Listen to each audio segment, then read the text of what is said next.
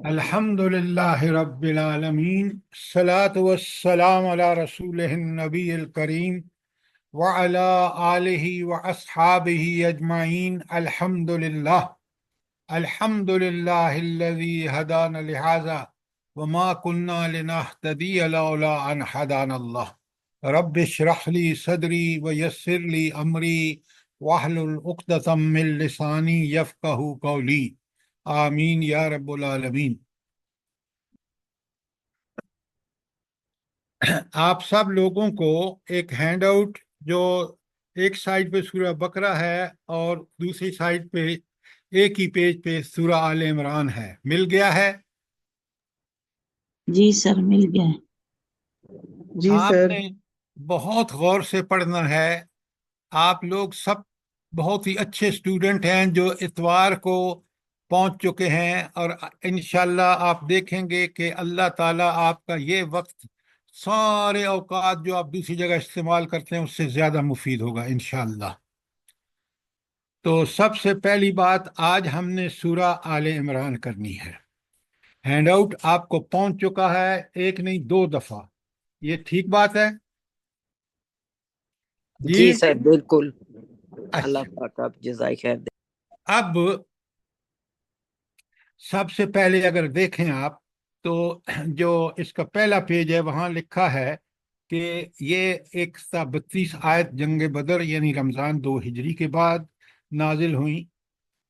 اچھا یہ بتائیں کہ یہ تو 2 ہجری کے بعد یہ نازل ہوئی، پھر 33 تا 31 9 ہجری وفد نجران جب آیا تو جب نازل ہوئیں، 72 تا 129 جو ہیں وہ بھی جنگ بدر کے بعد نازل ہوئیں، اور پھر 130 تا 200 جو ہے وہ آخری حصہ ہے جو تبصرہ ہے جنگ بدر پر، ساری جنگ احد پر، اور اس کا بہترین تبصرہ انشاءاللہ آج ہم دیکھیں گے۔ اچھا مجھے یہ بتائیں کہ یہ تو ہم نے سمجھ لیا، لیکن یہ سورہ بقرہ کب نازل ہوئی ہے؟ جلدی بتائیں۔ 2 ہجری میں سر۔ یہی تو مسئلے ہیں، آپ نے جنرل باتیں سمجھ لی ہیں۔ دیکھیے یہ بالکل مدنی دور کے ابتدائی زمانے میں نازل ہوئی ہے، بالکل ابتدائی زمانے میں، اور یہ جنگ بدر سے پہلے نازل ہوئی ہے، کیونکہ اس میں کوئی جنگ بدر کا ذکر نہیں ہے۔ جنگ بدر پہ تبصرہ کس صورت میں ہے؟ سورہ انفال میں سر، سورہ یہ ہے انفال۔ آپ کا حال کہ آپ لوگ قرآن کے طالب علم ہیں اور آپ کو یہ بھی نہیں پتا کہ جنگ بدر پر تبصرہ بالکل ہماری بہن نے ٹھیک کہا سورہ انفال میں ہے۔ خدا کے لیے اس قرآن کو سمجھ کے پڑھیں۔ اچھا یہ دونوں میں نے سائیڈ بائی سائیڈ کیوں دیے ہیں بھلا؟ دیکھیں میں نے سورہ بقرہ کا آپ کے پاس ایک ڈیٹیل میں خلاصہ ہے، میں نے اس کو بالکل شارٹ کر دیا یہاں تاکہ دونوں کو کمپیریزن کر سکیں۔ تو دونوں کے کمپیریزن کرنے میں یہاں آپ اگر دیکھیں گے، میں آپ پہلے پڑھا لوں گا آپ کو سورہ آل عمران، پھر انشاءاللہ اس پہ آئیں گے اور آپ خوش ہو جائیں گے کہ یہ واقعی جو ایفرٹ ہے کہ دونوں کو سائیڈ بائی سائیڈ دکھا کر ہم کیا نتائج نکالیں گے وہ انشاءاللہ بعد میں دیکھیں گے۔ آپ آج بھی آپ نے اچھے استاد اسٹوڈنٹ کی طرح بیٹھنا ہے، جو بات سمجھنا ہے فوراً سوال کریں۔ بہت ساری چیزیں ایسی ہوں گی جس میں آپ کو سمجھ میں نہیں آئے گا اور آپ کو سوال کرنے ہوں گے۔ اچھا اب آپ آ جائیں سورہ آل عمران پر۔ اچھا آپ یہ بتائیں کہ یہ 9 ہجری میں جو وفد نجران آیا ہے اور اس کو یہاں لگا دیا ہے، اس کی کیا حکمت ہے؟ اللہ تعالیٰ کا ہر کام حکمت، کیونکہ وہ حکیم ہے، کیا حکمت ہے؟ جلدی بتائیں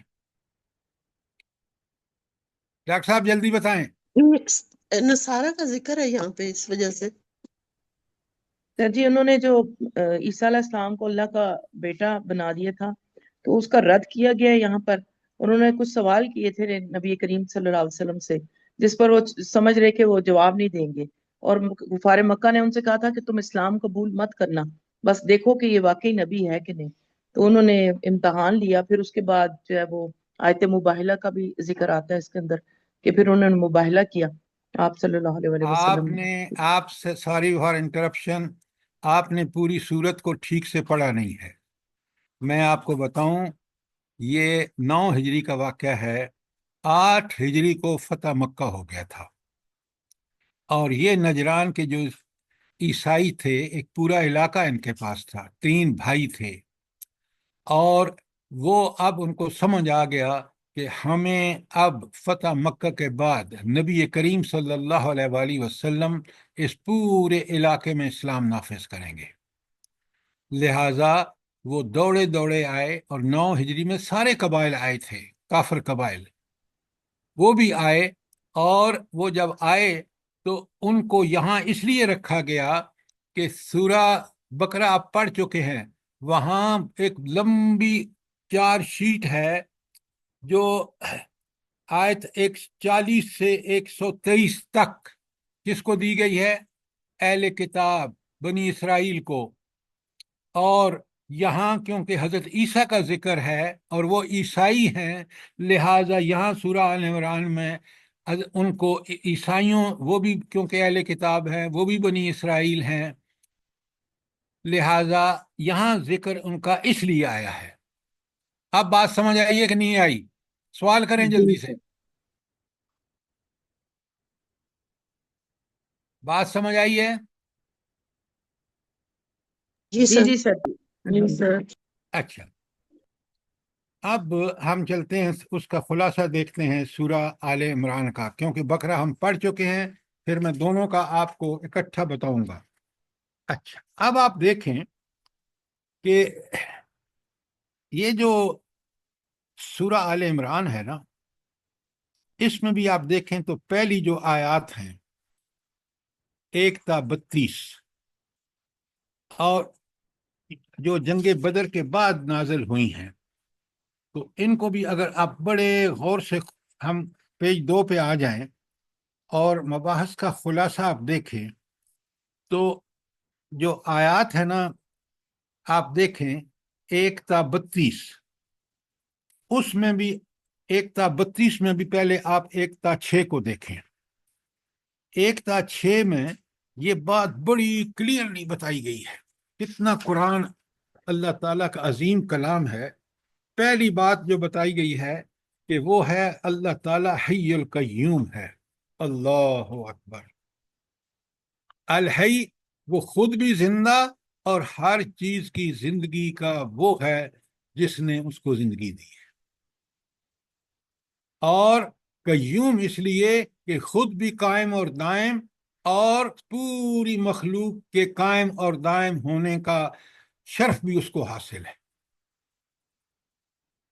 اور پھر یہ اہم ترین صفات کے بیان کے کہ اس الحی القیوم، جس نے دنیا کو زندہ بھی رکھا ہوا ہے، جو دنیا کو قائم بھی رکھے ہوئے ہے، اسی نے یہ قرآن نازل فرمایا ہے۔ اور اس قرآن میں جو کچھ ہے وہ آگے آ رہا ہے، اور پھر اللہ تعالیٰ کا قیام عدل اور پر جو صفات الہی ہیں، قیام عدل، کیونکہ اللہ قیوم ہے، وہ ہر چیز کو قائم رکھے ہوئے ہے، وہ قیام عدل کے لیے بھی وہ بہترین انتظام اس نے کیا ہے آخرت کے حوالے سے۔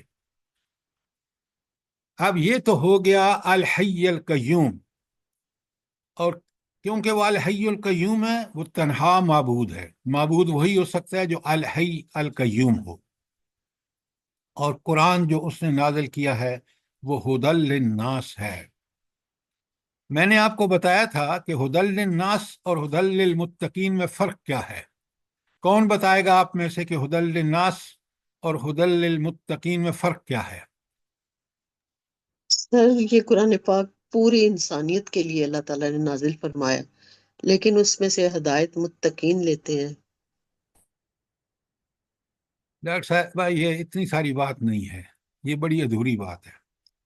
ہدی للناس اس لیے ہے کہ ہدایت کے جتنے پیرامیٹر ہو سکتے ہیں، ہدایت کے متعلق جتنے لینڈ مارک ہو سکتے ہیں، وہ قرآن نے کھول کھول کے بتا دیا ہے کہ یہ ہیں اس کے چیک پوائنٹس، یہ ہیں اس کے. تو الناس، ہر قسم کا انسان قیامت تک کے لیے اس سے ہدایت حاصل کر سکتا ہے. کیوں کہ اس کے اندر وہ سارے لوازمات موجود ہیں جو ہدایت کے لیے ضروری ہے. یہ ہے ہدی للناس. اور ہدی للمتقین کا مطلب یہ ہے کہ جو متقی ہیں، وہ جو 5 صفات پہلے سورہ بقرہ میں آ چکی ہیں، جو ان صفات کے حامل ہوں گے وہ اس قرآن سے ہدایت بھی حاصل کریں گے، اور یہی صراط مستقیم ہوگا، اور یہی راستہ سیدھا جنت کو جاتا ہوگا. تو متقین اس ہدایت کے راستے پر تک جنت پہنچ جائیں گے. ناس اگر ان پورے جو پوائنٹس اللہ تعالیٰ نے ہدایت کے حوالے سے بتائے ہیں ان پر عمل کر کے متقی بن جائیں تو وہ بھی ہدایت جنت جا سکتے ہیں. اب بات سمجھ آ گئی کہ نہیں آئی؟ جی سر. اچھا، دوسری بات، یہ کتاب بالحق ہے. پیج 3 کھولیں اپنے ہینڈ آؤٹ کا، کہ مکمل ضابطۂ حیات ہے، انفرادی زندگی ہو یا اجتماعی زندگی ہو. یہ انفرادی اور اجتماعی زندگی کا مطلب کیا ہے؟ جلدی بتائیں.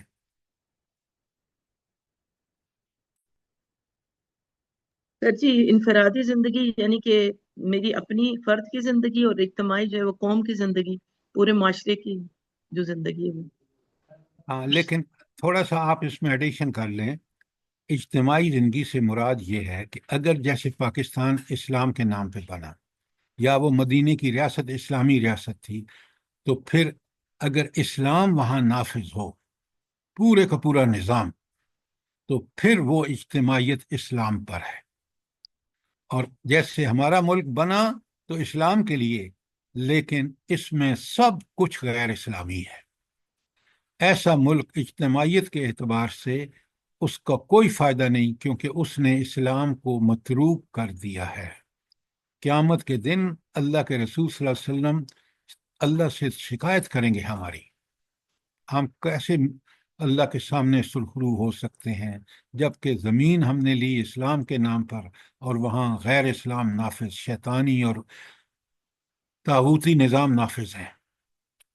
تو لہٰذا یہ ہے کہ انفرادی زندگی، کہ جو فرد اسلام پر پوری منو ان عمل کرے، یا وہ قوم اسلام کو پوری طرح فالو کرے، تو یہ ہے کہ اس کی اجتماعی زندگی، جو قومی پوری قوم کی ایک دیکھیں نا، اس میں یہودی اور نصرانی بھی ہو سکتے ہیں، لیکن ان کو رہنا اس طرح ہوگا جس طرح آزادی ہے دنیا نے، اللہ نے آزادی دی ہے ان کو، جو مذہب مرضی ہے. آؤ گے میرے پاس، پھر میں حساب کر لوں گا.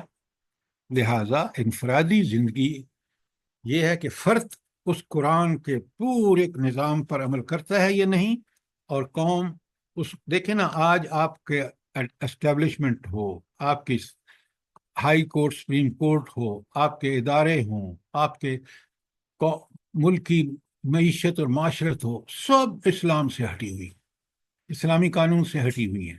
یہ بات سمجھ آ رہی ہے آپ کو کہ نہیں آ رہی؟ جی سر جی، آ رہی ہے. جی اور سر ایسا ہی ہے. اور اس کی وجہ سے، اللہ کی نافرمانیوں کی وجہ سے ذلت اور پستی بھی دیکھ رہے ہیں، جو اللہ کا وعدہ ہے. اللہ کہتا ہے تاریخ سے سبق سیکھو. اچھا، اب جو یہاں ان 6 آیات میں ایک قرآن کے لیے لفظ الفرقان آیا ہے، کہ اب معیار حق و باطل قرآن ہے. فرقان کا مطلب ہے جو کسوٹی ہے. اگر کوئی چیز قرآن کے مطابق ہے تو وہ حق ہے، عقیدہ ہو، عبادات ہوں، معاملات ہوں، جیسے قرآن نے بتائے ہیں، اگر ویسے ہیں تو حق ہیں، ورنہ باطل ہے. اور آخر میں صفت لائی گئی ہے العزیز الحکیم. کیوں؟ اللہ العزیز ہے، وہ ظالموں کو سزا دینے کا پورا حق رکھتا ہے، اس کے پاس سارے ذرائع وسائل سب چیزیں موجود ہیں، اور وہ ظالموں کو سزا بھی دے سکتا ہے. اور وہ اتنا العزیز ہے کہ اس نے دنیا پوری کو، کائنات کی ایک ایک چیز پر اس کو غلبہ حاصل ہے. سر جی یہاں پر جو آپ نے 1 تا 4 بتایا وہاں عزیز ذو انتقام ہے، عزیز الحکیم تو اگلی آیت 6 میں ہے۔ میں 6 کی بات کر رہا ہوں، عزیز ٹھیک، الانتقام کن کے لیے ہے؟ ظالموں کے لیے، ٹھیک ہے؟ جی سر جی جی۔ اچھا، اس کے بعد یہ جو 1 تا 6 کے بڑے مضمون میں نے آپ کے سامنے رکھ دیے خلاصے کے طور پر، 7 سے 9 میں آپ بڑی غور سے سمجھیے، مجھے بتائیں آیت محکمات کیا ہیں اور آیت متشابہات کی ڈیفینیشن کیا ہے اور مثال کیا ہے، جلدی سے بتائیں۔ سر متشابہات وہ ہے جن کا میننگ کلیئر نہیں ہے۔ پہلے محکمات کا بیان کریں تاکہ متشابہات سمجھنے میں آسانی ہوگی۔ جی، محکمات وہ جو محکم آیات ہیں، پوری طرح سے واضح ہیں احکامات، اور متشابہات جو ہیں تو ان کی پوری طریقے سے ایکسپلینیشن نہیں ہے، جیسے الف لام میم، اللہ تعالیٰ کی کرسی، اس طرح سے بالکل متشابہات۔ آپ نے ٹھیک کہا، میں آپ ذرا اور کس طرح کھولنا چاہیے ذرا سمجھیں۔ بالکل آپ نے ٹھیک کہا، محکمات کا مطلب ہے محکم، پکی سچی۔ وہ کون سی آیات ہیں؟ وہ آیات جو بالکل واضح ہیں۔ کیوں واضح ہیں؟ اس لیے کہ اللہ تعالیٰ نے خود ہمیں پیدا کرتے وقت ہمیں نیکی اور بدی ہمارے سمجھ میں رکھ دی، نیکی ہمیں پسند ہے، برائی تو وہ چیزیں بالکل جس طرح اللہ نے کہا کہ عبادات کے بارے میں ساری آیات محکمات ہیں۔ کیوں؟ قرآن نے بتائی ہے، نبی کریم صلی اللہ علیہ وآلہ وسلم نے کر کے دکھایا ہے۔ بالکل اسی طرح اگر آپ دیکھیں کہ وہ سارے قوانین اور احکامات بالکل واضح ہیں، عبادت کے بارے میں ہوں، نصیحتیں ہوں، ہر قسم کی چیزیں بالکل واضح ہیں، اور یہ ساری آیات محکمات ہیں۔ ان کو کیا کہتے ہیں؟ الکتاب۔ یہ کتاب کی بنیادی چیزیں ہیں جو بالکل ہر آدمی سمجھ سکتا ہے، کسی ڈگری کی ضرورت نہیں ہے۔ اور آیت محکمات کلیئر ہیں؟ کوئی سوال؟ اب آ جائیے آیت متشابہات۔ متشابہ کا مطلب ہی یہی ہے کہ وہ ان میں جب ان کو بات کی گئی ہے تو وہ بات کرنے میں تشبیہ کا انداز ہے، جیسے اللہ تعالیٰ کا ہاتھ۔ اب اللہ کا ہاتھ کیسا ہے ہمیں نہیں پتا، اللہ کی کرسی جیسے ڈاکٹر صاحب نے کہا ہمیں نہیں پتا کیسی ہے۔ تو یہ متشابہات لیکن ہیں برحق۔ کیوں؟ اللہ کا فرمان ہے، اللہ تعالیٰ خود برحق ہے، اور آیت کائنات ہوں یا آیات محکمات ہوں یا آیت متشابہات ہوں، ساری برحق ہے۔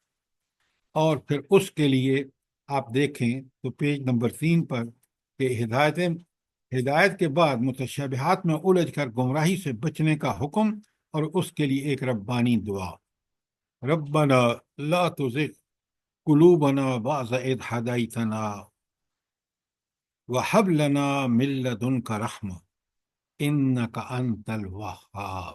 کیا پیاری دعا ہے۔ تو یہ آپ ابتدائی آیات ہے نا، تمہید ہے، تو اس میں اللہ نے بتا دیا کہ قرآن کتاب بالحق ہے، الفرقان ہے، کیونکہ اس نے جس نے نازل کیا وہ العزیز اور الحکیم ہے۔ آیت 7 اور 9 میں محکمات اور متشابہات بتا دی جو میں نے آپ کے سامنے کھول کے رکھ دی۔ دعا بھی بتا دی کہ تاکہ انسان جو ہے وہ متشابہات میں پڑھ کر گمراہ نہ ہو، اور جو لوگ گمراہ ہوتے ہیں وہ انہی آیات کو الٹا سیدھا ایکسپلین کرتے ہیں، جبکہ اس کی ایکسپلینیشن صرف اللہ کو معلوم ہے۔ اچھا، جو لوگ اللہ تعالیٰ کی نافرمانیاں کریں گے نا، ان کا انجام بڑا عبرتناک ہوگا۔ آیت 10 تا 13 ہینڈ آؤٹ اپنے سامنے رکھیں۔ ایک تو فرعون کا عبرتناک انجام، کیوں؟ وہ دنیا کا سب سے بڑا باغی تھا۔ کیوں سب سے بڑا باغی کہتے ہیں؟ اس لیے کہ وہ کہتا میں انا ربکم الاعلی۔ کیا انجام ہوا ہے اس کا، آج بھی اس کی ممی پڑی ہوئی ہے کیرو کے زو میں۔ اور اس کے بعد نبی کریم صلی اللہ علیہ وآلہ وسلم کے زمانے میں میدان بدر میں مارکہ بدر جب ہوا تو کس طرح کافروں کو عبرت آموز شکست ہوئی، اس کا بھی آپ تاریخ میں سب واقعات بیان ہو چکے ہیں۔ کوئی سوال آیت 13 تک؟ شاباش جلدی کریں.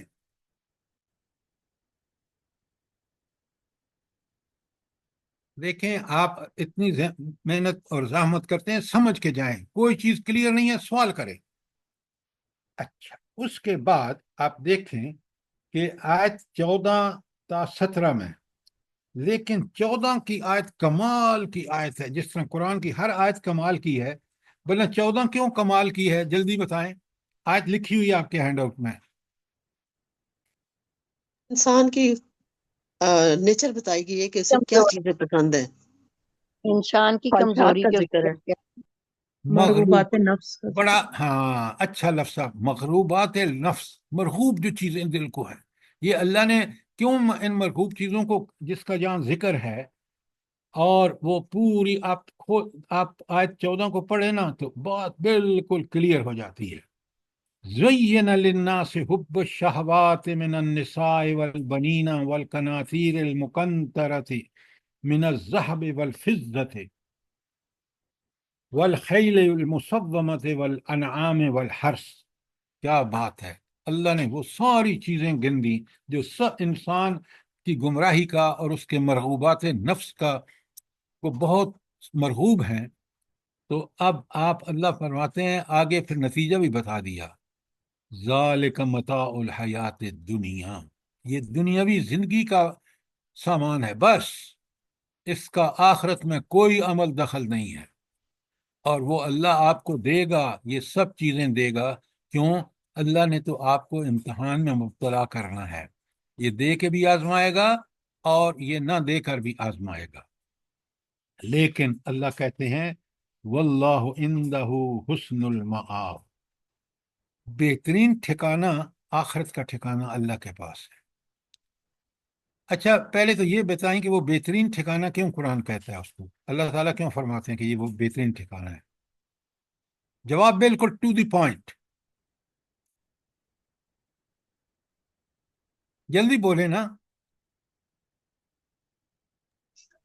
جی، دنیا کی جو نعمتیں ہیں وہ عارضی ہیں، وہاں کی نعمتیں لازوال ہوں گی، اور ایسی نعمتیں ہوں گی کہ نہ کسی آنکھ نے اس کو دیکھا، نہ کسی کان نے اس کے بارے میں سنا، نہ ہی کسی دل نے اس کو محسوس تک کیا.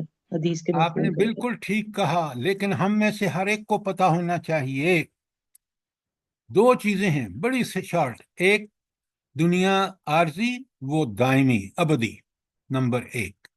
نمبر دو، جیسا آپ نے کہا کہ نعمتوں کا بھی کوئی حد نہیں ہوگی. ایسی لاجواب نعمتیں ہوں گی نہ کسی آنکھ نے دیکھی ہیں پہلے، نہ کسی کان نے ان کے بارے میں سنا ہے. تو پھر اب اللہ نے یہاں بتا دیا ہے 14 میں کہ اب مرضی تمہاری ہے کہ متاع دنیا کو پسند کرتے ہو یا اس حسن مآب کو پسند کرتے ہو. اللہ اکبر، کیا ڈسکرپشن ہے اور کیا بات ہے. سر وَلَكُمْ فِيهَا مَا تَشْتَهِي أَنفُسُكُمْ وَلَكُمْ فِيهَا مَا تَدَّعُونَ نُزُلٌ مِّنْ غَفُورٍ رَّحِيمٍ. آئے ہائے، یہ جب سمجھ کے پڑھتا ہے نا آدمی تو پھر دنیا کو بھول جاتا ہے.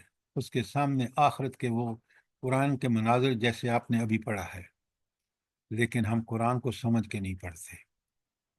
جب نہیں سمجھ کے پڑھتے تو محروم رہتے ہیں ان قرآن کے معنیوں، مفاہیم سے، جو مجھے اور آپ کو ایمان، بہترین ایمان اور استقامت والا ایمان ان کو سمجھنے کے بعد نصیب ہو.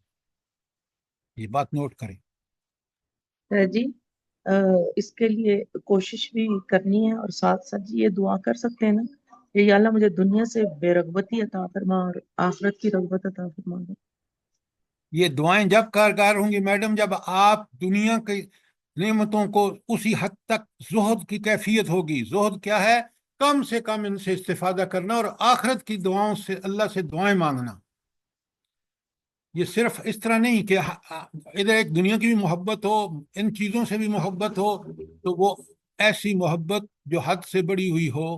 پسندیدہ ضرور ہیں، اللہ دے تو شکر ادا کر کے استعمال کرو، لیکن استعمال میں بھی کنجوسی سے کرو، زہد کی حالت میں رہو، اور آخرت کی تمنا کر کے آخرت کے اعمال کے لیے وہ اعمال کرو جو آخرت میں آپ کو اس دائمی اور ابدی زندگی میں کامیاب کریں۔ بات سمجھ آئی ہے کہ نہیں آئی؟ جی سر جی، جزاک اللہ آیت خیر۔ 15 اور 17 میں کیا دعائیں ہیں، کیا، ذرا غور کریں، پڑھیں، آپ خلاصے کے اندر موجود ہیں۔ اللہ اکبر، اللہ اکبر۔ بات سمجھنے کی ہے۔ جب دل و دماغ اس کو سمجھ کے، اس کو حق سمجھ کے پڑھتا ہے، یقین مانے مجھے دنیا سے وہ کبھی دنیا میرے لیے مرغوب نہیں رہی۔ میں نے اس دنیا کو امریکہ میں دیکھا، یورپ میں دیکھا، افریقہ میں دیکھا، پاکستان میں دیکھا، کبھی، کیوں؟ وہ آخرت کی اللہ تعالیٰ وَمَنْ زُحْزِحَ عَنِ النَّارِ وَأُدْخِلَ الْجَنَّةَ فَقَدْ فَازَ، وہ ہے کامیاب جس کو اللہ نے آخرت میں جنت عطا فرما دی اور جہنم سے بچ گیا۔ کتنی پیاری آیات ہیں، دیکھیں اس قرآن سے جڑنا دنیا اور آخرت کا کتنا بڑا فائدہ ہے۔ کوئی سوال آیت 17 تک؟ جلدی بتائیں۔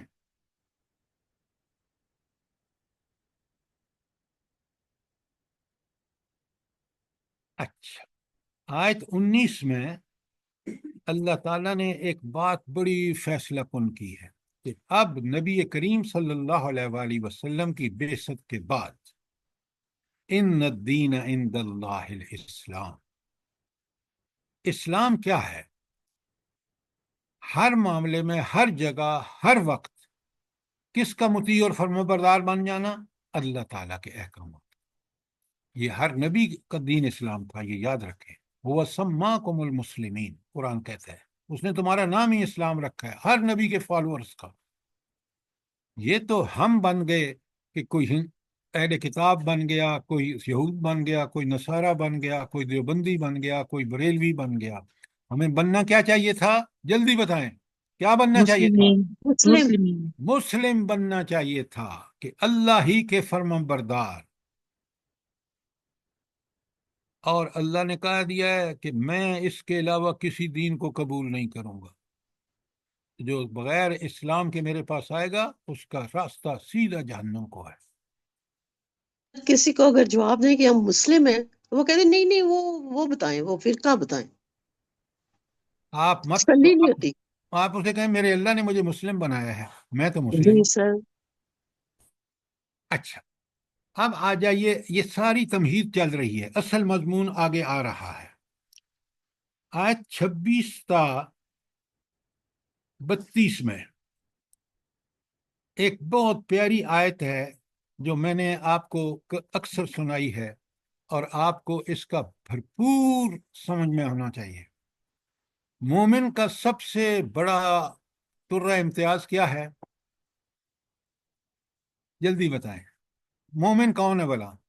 جس کو اللہ پر توکل کرنے والا مومن ہے۔ ہو میڈم، آپ ان آیت کے حوالے سے بات کریں۔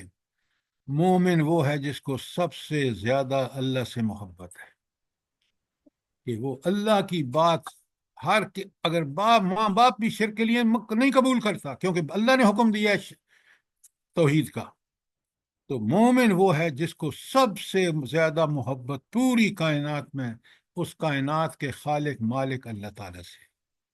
اللہ تعالیٰ سورہ بقرہ کی آیت 165 میں فرماتا ہے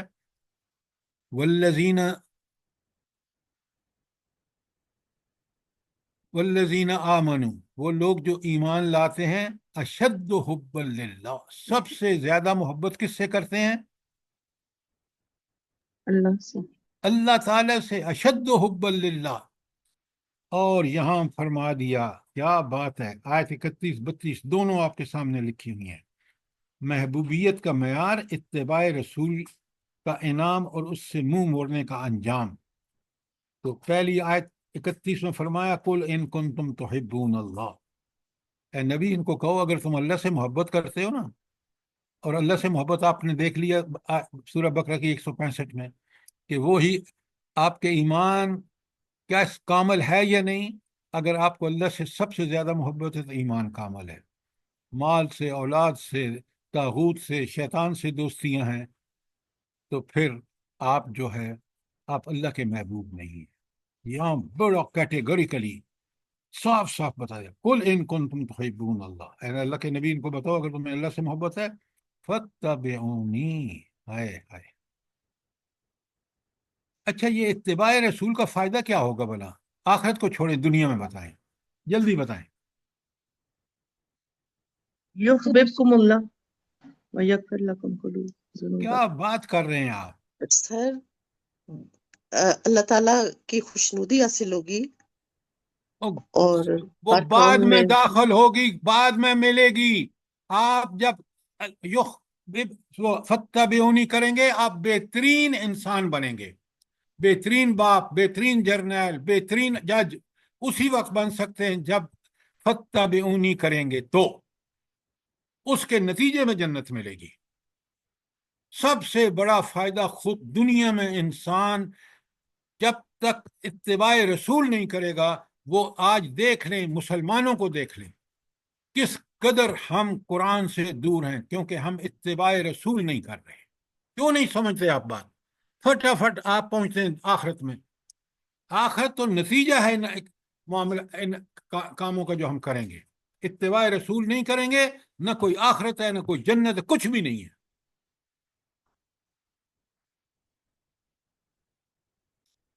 آج مسلمانوں میں قیادت ہو، ججز ہوں، ذمہ دار لوگ ہوں، بیوروکریسی ہو، کیونکہ اتباع رسول نہیں ہے تو وہ لوگ بالکل حیوان ہیں۔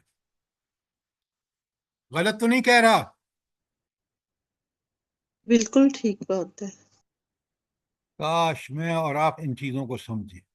میرے رب نے جو باتیں فرمائی ہیں نا، کہ اگر تم اللہ سے سب سے محبت کرتے ہو تو ثبوت دینا ہوگا اتباع رسول۔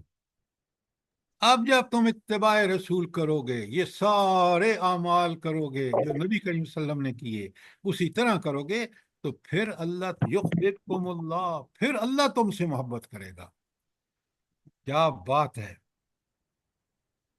اور تمہارے گناہوں کو بخش دے گا۔ جو چھوٹے موٹے گناہ تم کرتے ہو نا، اس سے توبہ طائب ہوگے، وہ معافیاں بھی قبول کر لے گا، اور اس تمہارے ساتھ جو معاملہ کرے گا وہ غفور الرحیم کا معاملہ کرے گا۔ اور فرمایا پھر تاکید کی، اطیعوا اللہ و اطیعوا الرسول، اطاعت کرو اللہ اور اس کے رسول کی۔ فَإِن تَوَلَّوْا، اگر تم نے منہ موڑا، کس سے؟ اطاعت الہی اور اطاعت رسول سے، وہ ایک ہی بات ہے دونوں، کیونکہ رسول اللہ ہی کی اطاعت کر رہے ہیں، اس کا نمونہ ہے۔ تو اللہ کہتے ہیں فَإِنَّ اللَّهَ لَا يُحِبُّ الْكَافِرِينَ۔ اطاعت نہ کرنے والوں کو اللہ کیا کہہ رہا ہے آیت میں؟ بتائیں مجھے کیا کہہ رہا ہے؟ کافر کافر کہہ رہے ہیں۔ اللہ، ناشکر اور منکر حق۔ آج مجھے بتائیں مسلمانوں کی اکثریت کیا کر رہی ہے؟ کفر ہی کریے سر۔ آپ نے اتباع نہیں دیکھنا کر رہے۔ ہو تو آپ ان کی شادیوں کو دیکھیں، ان کے مرنے کو دیکھیں۔ میں کیا بتاؤں آپ کو، کل عین مغرب کے وقت جناب وہ ڈھول باجے، کوئی پرواہ بھی نہیں تھی، مسلمان اور سید کہ نماز ہو رہی ہے، ہم اس وقت تو نہ بجائیں۔ ہر گھر میں پریشانیاں ہیں، لیکن اتباع کی طرف نہیں آ رہی دنیا۔ نہیں آ ساری رہی، پریشانیاں اسی وجہ لیکن سے۔ اتباع ڈاکٹر صاحبہ نہیں آ رہی نا، تو اللہ کو بھی کوئی پرواہ نہیں، وہ غنی عن سر العالمین ہے۔ اس بالکل، نے اللہ ہمارے کو کیا فائدے کے پڑھو۔ لیے ہمیں سب کچھ بتا دیا۔ اب عمل ہم کریں گے تو وہ ملے گا، نہیں کریں گے تو ذلت اور پستی مقدر ہوگی، جو آج آپ دیکھ رہے ہیں۔ یہ سر جی ساری یہاں باتیں، ایک سوال ہے سر جی، کہ پورا جی پورا قرآن انہوں نے پڑھا ہوا ہوتا ہے لیکن پڑھ کے کیا جاتے بات ہیں۔ کر رہے ہیں آپ؟ وہ قرآن کو نہیں سر سمجھتے ہیں؟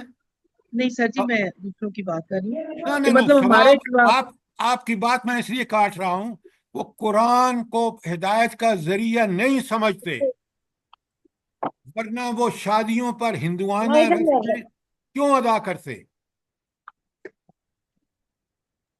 جی جی قرآن کو سمجھتے ہیں یہ کوئی ایسی کتاب ہے گھر میں موجود ہوگی تو برکتیں آئیں گی۔ یہ بات بالکل غلط ہے۔ قرآن کی برکتیں عمل کے ساتھ مشروط ہیں، صحیح علم کے ساتھ مشروط ہیں، اسی کو حق مان کر اسی کے پیچھے چلنے کے۔ قرآن پڑھنے سے کوئی فائدہ نہیں ہوتا، پڑھ کے سمجھ کے اس پر عمل کریں گے تو سارے فائدے ملیں گے۔ اب بات سمجھ آئی ہے کہ نہیں آئی؟ جی جی جی جی سر جی سمجھ آ گئی۔ اچھا، اب آ جائیے، یہ تھا آیت 32 میں نے آپ کے سامنے پڑھی ہے، 33 تا 63۔ یہ جو ہیں یہ وہ آیات ہیں جو سورہ بقرہ میں بھی تھیں، اور وہ کس کے حوالے تھیں؟ اہل کتاب۔ اور یہاں بھی یہ خاص کر اہل کتاب میں عیسائیوں کے بارے میں ہے۔ تو عقیدہ تثلیث کے ابطال کہ وہ باطل عقیدہ ہے، عیسیٰ علیہ السلام اللہ تعالیٰ کے کوئی بیٹے نہیں ہیں، اور اس کے لیے قصہ مریم اور زکریا کا بیان۔ ام عبداللہ آپ چپ رہیے، مجھے یہ بتائیں کہ اللہ تعالیٰ کہتے ہیں کہ اس کا ابطال جو کیا گیا ہے عقیدہ تثلیث کا، تو وہاں ضرور قصہ بیان ہوا ہے قرآن میں۔ اب دیکھیں کہ حضرت مریم اور حضرت زکریا کا، تو یہ اس کا کیا تعلق ہے عقیدہ تثلیث کے ابطال سے؟ جلدی بتائیں۔ ذکریہ علیہ السلام نے بھی اپنی اولاد مانگی تھی جبکہ وہ 90 سال کے ہو چکے تھے، اور اللہ نے ان کو دی، اور مریم کو بن خامد کے اولاد دی۔ تو ان کا دونوں کا معجزہ یہ ہے قسم کا اللہ کے حکم سے۔ آپ نے بات اچھی کی ہے لیکن جوڑا ٹھیک نہیں ہے بھائی۔ دیکھیں نا، یہ دونوں باتیں اس بات کا ثبوت ہیں کہ اللہ بوڑھے، اور بالکل خود حضرت زکریا کہتے ہیں میری بیوی تو بانچ ہے، اللہ ان کو اولاد دیتے ہیں، تو پھر ان کو سب سے زیادہ اللہ کا بیٹا ہونا چاہیے تھا۔ حضرت مریم آپ دیکھیں، حضرت عیسیٰ کی پیدائش بن باپ کے ہے، اور بدبختی دیکھیں، عقیدہ تثلیث کتنے بڑے عیسائیوں کا عقیدہ ہے کہ نہیں، عیسیٰ علیہ السلام اللہ کے بیٹے ہیں۔ بھائی جس طرح اللہ کے بیٹے اللہ نے پیدا فرمایا، حضرت معجزانہ پیدائش ہوئی حضرت مریم کی، معجزانہ پیدائش ہوئی حضرت یحییٰ کی جو بیٹے تھے حضرت زکریا کے، بالکل اسی طرح اللہ تعالیٰ نے اپنے حکم سے کلمہ کن سے پیدا فرما دیا حضرت عیسیٰ کو۔ تو کہاں سے وہ اللہ کے بیٹے بن گئے؟ کہاں سے وہ شرک جو انہوں نے شرک فی ذات کیا، کہاں سے اس کی گنجائش موجود ہے؟ یہ ہے وہ تفصیل جو یہاں بیان ہوئی ہے، اور وہاں میں نے آپ کو بتایا ہے، اور اس لیے آج آپ کو بھیجا ہے۔ اور آپ اگر اس پیج کو دیکھیں تو بنی اسرائیل پر اللہ تعالیٰ کے انعامات اور بنی اسرائیل کا کردار جو 4 شیٹ دی ہے اللہ تعالیٰ نے ان کو، وہ سورہ بقرہ کی 40 سے 123 آیات تک میں ہے۔ اور یہاں جو ہے وہ 64 سے 101 آیت تک اہل کتاب اور بالخصوص عیسائیوں کی گمراہیوں اور ان کے اخلاق اور دینی انحطاط پر گرفت کرتے ہوئے اللہ تعالیٰ نے کہا ہے کہ اہل ایمان کو حکم دیا کہ بچنا ان سے۔ آج آپ دیکھیں آپ کی مسلمان حکومتیں کس طرح عیسائیوں اور یہودیوں کے فالو کر رہی ہیں، اللہ نے کس قدر منع فرمایا ہے۔ تو اگر پھر ہم اللہ کے مغضوب ہوئے یا اللہ کے وہ ہوئے جن پر اللہ کا رحمتیں ہیں، بتائیں مجھے۔ مقصوب ہے۔ ان دونوں صورتوں کو اچھی طرح پڑھیں، سمجھیں۔ میں نے اسی لیے یہ سارے ہینڈ آؤٹ اور یہ کمپیریزن اور کانٹراسٹ آپ کو بنا کے بھیجا ہے۔ اگر اس لحاظ سے دیکھیں نا تو یہ تکمیل ہوتی ہے اہل کتاب کی دونوں صورتوں کو ملا کے، دونوں صورتوں کی آیات 40 123 بقرہ کی اور 64 سے 101 سورہ آل عمران کی۔ وہاں یہودیوں کو 4 شیٹ ہے اور آل عمران میں عیسائیوں کو 4 شیٹ ہے۔ کچھ بات سمجھ آئی ہے کہ نہیں آئی آپ کو؟ جی سر آئیے۔ کتنی اہم صورتیں ہیں۔ اور آپ دیکھیں اہل کتاب چاہے وہ یہودی ہوں یا عیسائی ہوں، عیسائی اور یہودی میں فرق کیا ہے؟ اگر آپ کو سمجھانا ہو اپنے بندے کو کہ دونوں اہل کتاب ہیں، لیکن دونوں میں فرق یہ کیا ہے؟ تو نعوذ باللہ من ذالک، اللہ کا بیٹا مقرر کرتے ہیں پیغمبر کو، وہ عزیر علیہ السلام کو، اور یہ عیسیٰ علیہ السلام کو، نعوذ باللہ۔ سر یہود کے پاس امامت تھی جو مسلمانوں کو دی گئی ہے، نبی صلی اللہ علیہ وسلم کی امت کو۔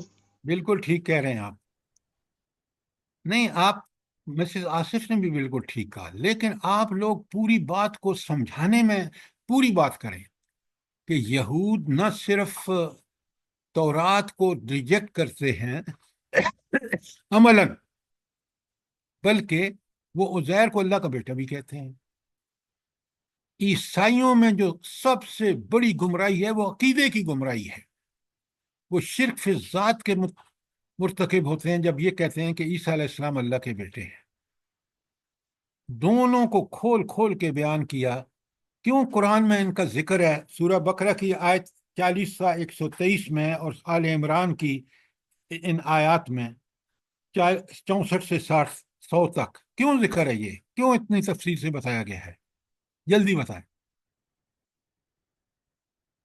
کہ شرک اور ان کی نافرمانیوں کی وجہ سے، تاکہ عبرت حاصل ہو۔ میڈم ڈاکٹر صاحبہ، بات آپ بالکل ٹیڑھی کر رہے ہیں۔ سیدھی بات قرآن نے خود بتایا ہے، ان کو فالو نہ کرنا، یہ تمہارے بھی اور میرے بھی دشمن ہیں۔ میرے حکم کی خلاف ورزیاں یہود نے بھی کی، اور حضرت ایک گروپ نے حضرت عزیر کو بیٹا بنا دیا، شرک فی ذات کے مرتکب ہوئے۔ عیسیٰ علیہ السلام ان کی طرف آئے تھے، ان میں سے کچھ نے نہیں مانا، جنہوں نے نہیں مانا وہ یہود کے یہود رہے، جنہوں نے مانا وہ عیسائی بن گئے۔ عیسائی بننے کا مطلب یہ ہے کہ انہوں نے عیسیٰ علیہ السلام کو بیٹا خدا کا بنا دیا۔ دونوں مسلم نہیں تھے۔ اللہ تعالیٰ نے انبیاء کو بھی مسلم بنا کے بھیجا اور ان کو فالو کرنے والوں کو بھی مسلم کہا۔ نہ عیسائیوں نے عیسیٰ علیہ السلام کی پیروی کی اور نہ یہود نے موسیٰ علیہ السلام کی پیروی کی۔ دعوے دار دونوں ہیں، بالکل اسی طرح جس طرح آج ہم مسلمان دعوے دار ہیں اور عمل ہمارا زیرو ہے۔ بات سمجھ آئی کہ نہیں آئی؟ جی جی سر، سر، الحمدللہ۔ سر۔ اچھا، اب اگر آپ غور کریں تو یہ جو میں نے آپ کو بتایا ہے کہ 64 تا 100 آیات میں اہل کتاب خصوصاً عیسائیوں کے جرائم کا ذکر ہے۔ اچھا، پھر ایک اور بات، اور آج بھی گمراہی دیکھ لیں، بڑے غور سے دیکھیں، یہ جو امریکہ بہادر لگا ہوا ہے کہ دین ابراہیمی تینوں جمع ہو جائیں، کون؟ یہود و نصارہ بھی، مسلمان بھی۔ کیوں؟ یہ اللہ تعالیٰ فرما رہے ہیں، کتنا کلیئر بات ہے، آیت آپ کے سامنے ہے 67 پیج 5 پر، ما کان ابراہیم یہودیم ولا نصرانی۔ ابراہیم علیہ السلام نہ یہودی تھے نہ نصرانی تھے۔ کیوں؟ یہودی گمراہ ہوئے تورات کو چھوڑ کر، اور انہوں نے حضرت عزیر کو بیٹا بنا لیا اللہ کا، لہذا کوئی تعلق نہیں ہے، کیونکہ ابراہیم یکسو مسلم تھے۔ جس طرح یہودیوں کا کوئی تعلق نہیں، اسی طرح عیسائیوں کا بھی نبی حضرت ابراہیم سے کوئی تعلق نہیں، اس لیے کہ وہ تو یکسو تھے توحید میں، اور اس کے لیے اللہ کا گھر تعمیر کیا، کعبۃ اللہ۔ اور یہ عیسائی جو ہیں، یہ حضرت عیسیٰ کو انہوں نے اللہ کا بیٹا بنا دیا۔ کتنی کلیئر بات قرآن کہہ رہا ہے، ما کان ابراہیم یہودیم ولا نصرانی ولیکن کان حنیفا مسلما، بالکل یکسو مسلم تھے۔ اور پھر اللہ کہتے ہیں، یہ اللہ کیوں کہتے ہیں ما کان من المشرکین، کہ وہ حضرت ابراہیم علیہ السلام مشرک نہیں تھے؟ کیوں کہتا ہے قرآن؟ سر وہ اپنا تعلق جوڑتے ہیں ابراہیم علیہ السلام سے۔ اور وہ تو مشرکوں والے کام کر رہے ہیں، حالانکہ نبی جو ان کے تھے جن کو اپنا تعلق جن آپ سے ایک بات کو ذرا تفصیل سے بات کہیں، وہ اس لیے کوئی تعلق نہیں ہے، یہ مشرک ہیں، وہ یکسو مسلم تھا، کوئی تعلق نہیں ہے۔ اس لیے قرآن مشرک کا لفظ یہاں خاص کر لایا گیا کہ تم مشرک ہو، دونوں یہود اور نصارہ دونوں مشرک ہو، کوئی تعلق نہیں ہے تمہارا. اگر ان کا تعلق بنتا ہے تو محمد رسول اللہ صلی اللہ علیہ وسلم کی امت سے بنتا ہے. اور آج جو ادارے بنا رہا ہے امریکہ، خاص کر آپ کو پتہ ہے کہاں بن چکا ہے بلا؟ جلدی بتائیں. قرآن کے طالب علم اتنے بے خبر ہیں. سب سے پہلے آپ یو اے ای دبئی کے اندر ہندو مندر بن چکا ہے. وہ تو ہے نا بت پرست سے، لیکن اس کی بنیاد پر یو اے ای نے آلریڈی ایکسیپٹ کر لیا ہے، اور ہم بھی تیار ہیں، سعودی عرب بھی تیار ہے. لیکن پھڈا ڈال دیا ہے مجاہدین فلسطین نے، کہ انہوں نے کھول کے بتا دیا ہے اتنی قربانیاں دے کے کہ یہود مسلمانوں کے دشمن ہیں، دوست نہیں ہیں. جی ورنہ سر، یہ اب بالکل تک اب تک سب کچھ ہو چکا ہوتا. بالکل ہو چکا ہوتا، تسلیم کیا جا چکا ہوتا. تو قرآن کے طالب علم اتنے تو نابلد نہیں ہوتے. اس آیت 67 کو پڑھیے، سمجھیے. یہ آج کے فتنے ہیں، طاغوتی فتنے ہیں، دجالی فتنے ہیں. اللہ تعالیٰ مجھے بھی اور آپ کو بچائے. اچھا، اس کے بعد اگر آپ دیکھیں کہ 100 تک یہ آپ پڑھیں گے، سمجھیں گے، سوال کے لیے میں حاضر ہوں. اس کے بعد 101 تا 120 یہ امت مسلمہ کے لیے ہدایات اور احکامات ہے، جس میں سورہ آل عمران میں. اور سب سے بڑی کیا بات ہے، آیات دیکھیں. 103 میں کہا وَاعْتَصِمُوا بِحَبْلِ اللَّهِ جَمِيعًا. 104 میں کہا وَلْتَكُن مِّنكُمْ أُمَّةٌ يَدْعُونَ إِلَى الْخَيْرِ، خیر کی دعوت دے. وَيَأْمُرُونَ بِالْمَعْرُوفِ، نیکی کا حکم دے. وَيَنْهَوْنَ عَنِ الْمُنْكَرِ، اور منکرات سے منع کرے. اولئک هم المفلحون، یہی لوگ فلاح پائیں گے. صرف نماز، روزہ، حج، زکوٰۃ عادتاً کر دیا اور یہ کام نہ کیے تو جنت میں نہیں جائیں گے. بڑا واضح ہے 104 کا مفہوم. اچھا یہ بتائیں کہ یہ جو یہاں کہا 110 تا 120 میں امت مسلمہ کے لیے ہدایت اور احکامات، یہ کون سی آیات ہیں جو سورہ بقرہ میں بھی بالکل امت مسلمان، جس کو اب اللہ نے یہود کو معزول کر کے محمد رسول اللہ صلی اللہ علیہ وسلم کی امت کو بنایا ہے، کون سی آیات ہیں جس میں اللہ تعالیٰ نے ہدایات اور احکامات دیے ہیں اس نئی امت کو؟ جلدی بتائیں.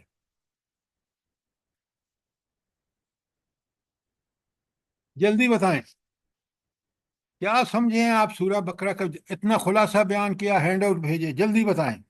38 نمبر آیت ہے کل فَإِمَّا يَأْتِيَنَّكُم مِّنِّي بس هُدًى بس بس بس مسز آصف، کیا آپ نے بونگی ماری ہے؟ میں آپ سے سوال کر رہا ہوں. وہاں تو بتایا کہ اب جنت میں جانے کا راستہ کیا ہے، کہ ہدایت آئے اس کا اتباع کرو. لیکن میں نے آپ سے سوال کیا ہے کہ یہاں 101 تا 120 میں کہ امت مسلمہ کے لیے سورہ آل عمران میں ہدایات ہے، وہاں سورہ بقرہ میں ہینڈ آؤٹ آپ کے سامنے ہے. پوری یہ آیات جو ہیں 152 تا 283، 152 تا 283 اس میں امت مسلمہ کے لیے شریعت کے احکامات و قوانین ہیں. آپ کو مجھے چاہیے تھا یہ جواب دیتے، میں خوش ہو جاتا کہ آپ نے واقعی سورہ بقرہ کا خلاصہ ٹھیک سے پڑھا ہے. تو آپ ذرا نوٹ فرمائیں، میں پھر بات بتا رہا ہوں، غور سے سنیے. اس سے پہلے دونوں صورتوں میں، بقرہ میں بھی یہود کے سارے کرتوت بتائے اور یہاں آل عمران میں عیسائیوں کے کرتوت بتائے. وہاں بھی سورہ بقرہ میں 152 تا 283 میں امت مسلمہ نئی امت کی سارے احکامات دیے، اور یہاں 101 تا 120 میں احکامات دیے امت مسلمان، جس کو خیر امت کہتے ہیں۔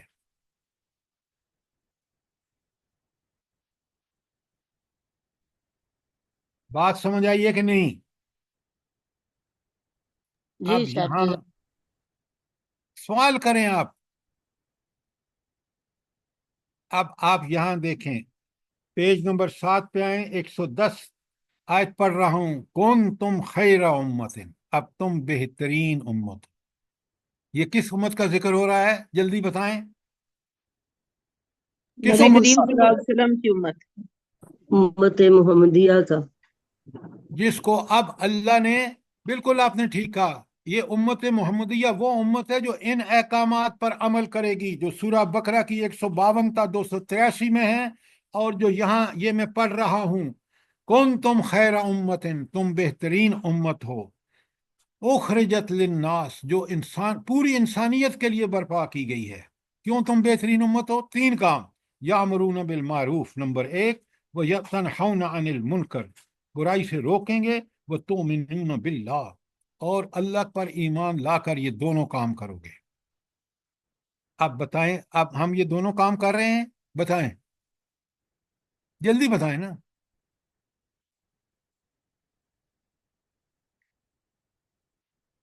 کہاں سانپ سونکھ گیا آپ کو؟ بولتے کیوں نہیں ہیں؟ سر آواز جی آ نہیں رہی ہے کر رہے، میری؟ جس طرح کرنے ہم کا نہیں حق ہے نہیں کر رہے کر سر جی۔ نہیں کر رہے سر بالکل جی۔ نہیں کر رہے، اس کے بعد بالکل ریورس ہو رہا ہے۔ ہم برائی کا حکم دے رہے ہیں اور نیکی سے روک رہے ہیں۔ یہ ہماری حکومتیں کر رہی ہیں کام۔ بات سمجھ آ رہی ہے نہیں آ رہی؟ جی سر جی جی سر سر، جی سر جی ہاں۔ سر انفرادی طور پہ تو کوشش کرتے ہیں اور حکومتوں پہ بس آپ نہیں ہے۔ اپنی بات کیوں کر رہے ہیں؟ ذکیہ صاحبہ، خدا کے لیے امت کی بات کریں۔ آپ اسی پہ مطمئن ہیں؟ بھائی اگر نہیں میرے سر، کچھ تھوڑی بہت کرنے سے بھی تو جو کام ہو رہا ہے وہ بالکل ریورس ہو رہا ہے، اس کا الٹ ہو رہا ہے۔ نیکی نہیں، حکم نہیں دے رہے، برائی سے روک نہیں رہے، بلکہ ہمارا میڈیا، ہماری حکومتیں، ہماری اسٹیبلشمنٹ، ہمارے ججز، ہماری بیوروکریسی، سارے کے سارے یہ کام کر رہے ہیں کہ برائی کو پروموٹ کر رہے ہیں اور نیکی کو روک رہے ہیں۔ سر جی اچھائی دبتی چلی جا رہی ہے، جتنی برائیاں معدوم ہوتی بڑھتی چلی جا جا رہی ہے، بالکل آپ ٹھیک کہہ رہے ہیں۔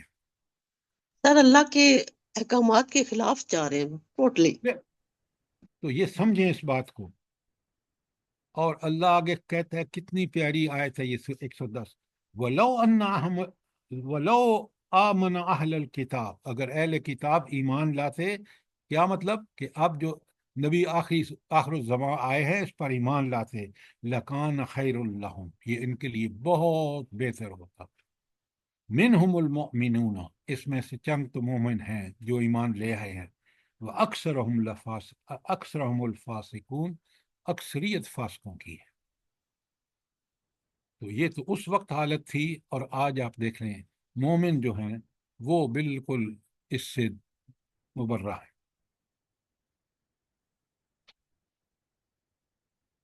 اس کے بعد آپ اگر دیکھیں تو پورا تبصرہ ہے کس پر؟ جنگ احد پر۔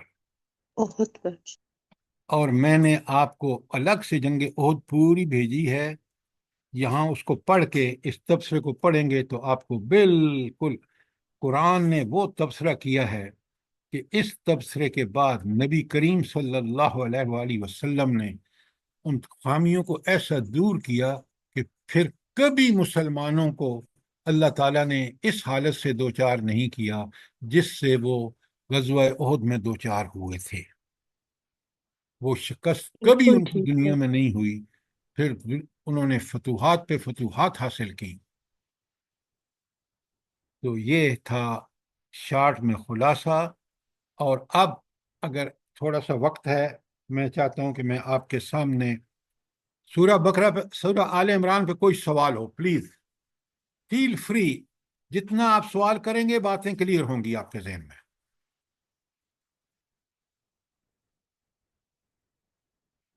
شاباش، کوئی سوال؟ سورہ سر جی آل اس عمران آیت کے کو بارے جیسے آپ بتا چکے ہیں پہلے، لیکن اس آیت کو 118 جو ہے، یا ایھا الذین آمنوا لا تتخذوا بطانۃ من دونکم لا یعلونکم خبالا ودوا ما عنتم قد بدت البغضاء من افواہہم وما تخفی صدورہم اکبر قد بینا لکم الآیات ان کنتم تعقلون۔ سر جی اس کو ذرا واضح کریں تاکہ ہم اپنی وہ روش چھوڑیں جو ہم نے ان کو اپنا دوست بنایا ہوا ہے مختلف طریقوں سے۔ آپ بالکل ٹھیک کہہ رہے ہیں۔ اور یہ آیت کیا نمبر پڑھا ہے آپ نے؟ 118 سر جی۔ قرآن کی ایک ایک آیت ان صورتوں کی جو یہود و نصارہ کے بارے میں ہیں، وہ آج آپ بالکل اچھی طرح دیکھ سکتے ہیں، سمجھ سکتے ہیں کہ رب العالمین نے کتنا برحق فرمایا ہے۔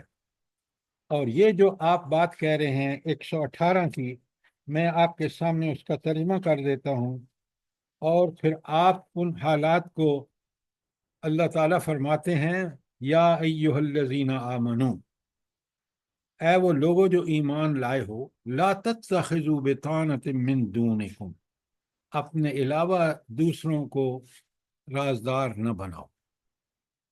ہم نے انڈیا سے دوستی گانٹھی، اب آپ دیکھ لیں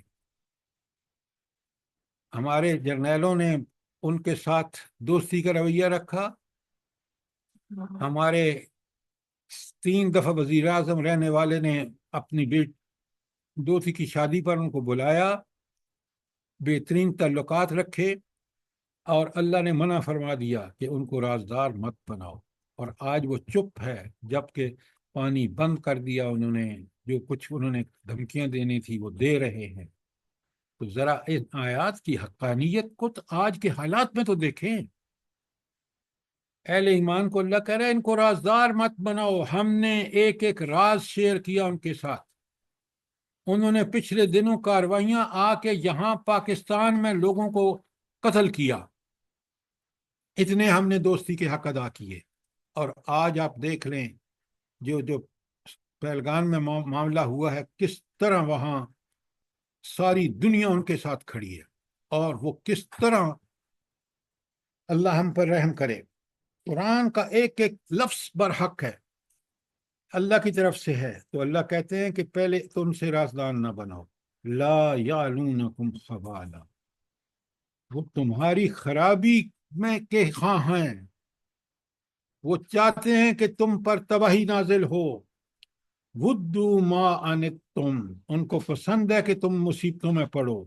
قد بدت البغضاء من افواہہم، ان کے منہ سے جو تمہارے خلاف چیزیں ہیں اس کا بغض سامنے آ رہا ہے۔ ان کے میڈیا کو سن لو، یورپ کے میڈیا، امریکہ کے میڈیا، ہندوستان کے میڈیا کو سن لو، اور یہ تو تھا نا جو منہ سے کہہ رہے ہیں وما تخفی صدورہم اکبر، اور جو ان کے دلوں کے اندر ہے وہ اس سے بھی بڑھ کر ہے، وہ تمہاری تباہی اور بربادی کے متمنی ہے۔ ان کو یہ سخت پریشانی لاحق ہے کہ یہ کیوں بن گئے ہیں نیوکلیئر پاور۔ اور پھر اللہ فرماتے ہیں ہاں ما تخفی صدورہم اکبر قد بین لکم الآیات ان کنتم تعقلون، تمہارے اوپر یہ بات آیات اللہ نے واضح کر دی ہیں، اگر تم عقل رکھتے ہو، جو اللہ نے تمہیں دیا ہے اس عقل کو ٹھیک ٹھیک استعمال کرو۔ لہٰذا آج کا یہ واقعہ آپ کے سامنے ہے، اور یہ آیات بھی پڑھ لیں، ساری آیات، ایک ایک آیت میں کس طرح اللہ رب العالمین نے وضاحت فرمائی۔ اب سمجھ آئی بات کہ نہیں آئی؟ جی جی سر، سر جی، بالکل اللہ آج کے حالات کے جی مطابق ہی ہے۔ قرآن کتنا برحق ہے، ذرا غور فرمائیں۔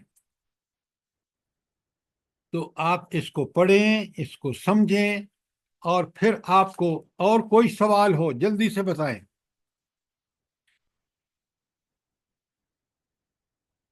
آپ کے ہینڈ آؤٹ بڑا مکمل ہے، منافقین نے کیا کیا، کس طرح ان کی حرکتیں ہیں۔ آج پیج 10 پہ دیکھ لیں، پورے ہیڈنگ کے ساتھ آیت 169 to 179 اور 180 تا 189 پورا بتا دیا گیا ہے۔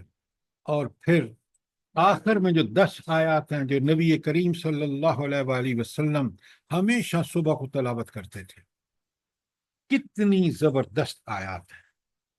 آپ خاتمہ کلام کے ہیڈنگ کے تحت پوری 190 تا 192 کا الگ خلاصہ، 194 تا 193 94 کا الگ خلاصہ، 195 کا الگ خلاصہ، اور 196 تا 199 کا الگ خلاصہ، اور آخر میں بتا دیا کامیابی اور غلبے کا ربانی اصول بھی بتا دیا۔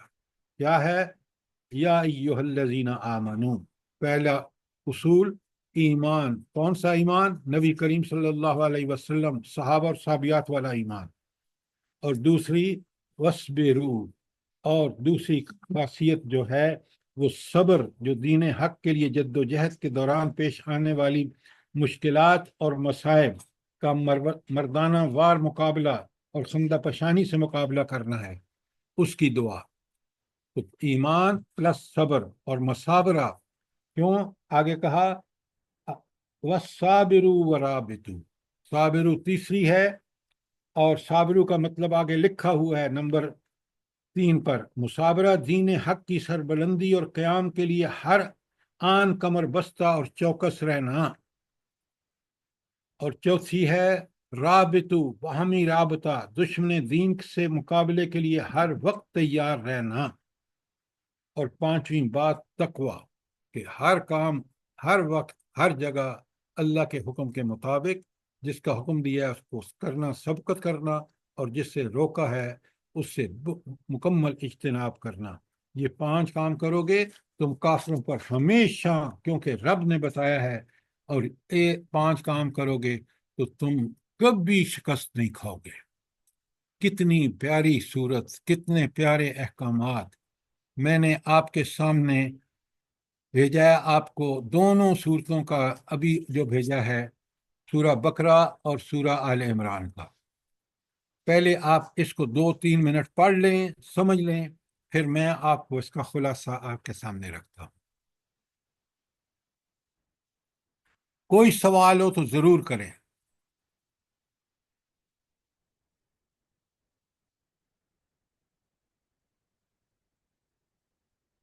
سر 121 آیت سے لے کر کتنی آیت تک یہ ذکر ہے ان کا؟ یہ آپ کے ہینڈ آؤٹ میں لکھا ہوا ہے میڈم۔ آپ 2 دفعہ میں نے اس لیے بھیجا ہے کہ آپ اس کو اچھی طرح پڑھیں، اچھی طرح دیکھیں، اور آیت نمبر 121 سے لے کر 189 تک جنگ احد کے واقعات پر تبصرہ، اور اس میں منافقین کا کیا کردار رہا ہے، کس طرح عبداللہ بن ابی 300 آدمیوں کو لے کے واپس آ گیا، اور پھر انہوں نے کیا افواہیں پھیلائیں جنگ بدر کی شکست پر، کیا ان کے نے گل کھلائے، وہ ساری چیزیں آپ کے سامنے رہنی چاہیے۔ بات سمجھ آ گئی کہ نہیں؟ جی جی جی سر، جزاک اللہ سر۔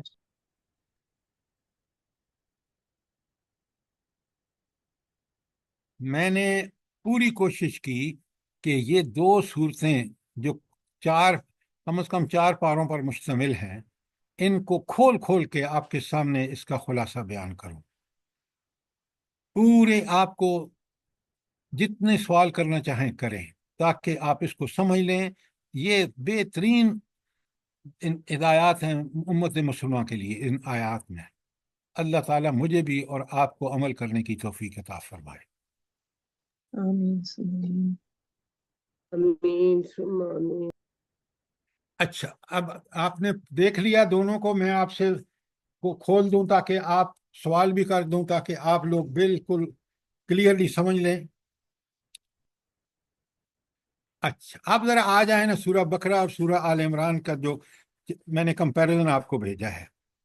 اچھا، ایک تو آپ مجھے یہ بتائیں کہ کون سی آیات سورہ بقرہ میں، کون سی آیات ہیں جو تمہیدی آیات ہم کہیں گے؟ جلدی بتائیں۔ تو جی ایک تا 5 سورہ بقرہ کی، جس میں فلاح پانے والوں کا ذکر ہے۔ اس کے بعد 2 آیات ہیں 7 تا 8 کافروں کا بیان ہے، جن میں ان کا انجام، اور 8 تا 20 جو ہے وہ منافقین کا ذکر ہے، کہ جس میں ان کے کرتوت اور ان کی سزا کا بھی ذکر ہے۔ बस। जी आगे और मजीद जो 12 खुसूसियात आपने है बताई थी। एक देखें, ये जो एकता आपने बताई है ना, 20, 3 ग्रोहों का जिक्र है। पहला ग्रोह मुत्तकीन का है, वो फलाह पाएंगे, कुरान की दावत भी कबूल करेंगे। और दोनों काफर भी और मुनाफिक, अकीदे का खासकर मुनाफिक, ये कभी ईमान नहीं लाएंगे। उसके बाद ये जो 21 ता 29 है, दावत तौहीद और इबादत, ये भी इंट्रोडक्टरी सूरतें हैं।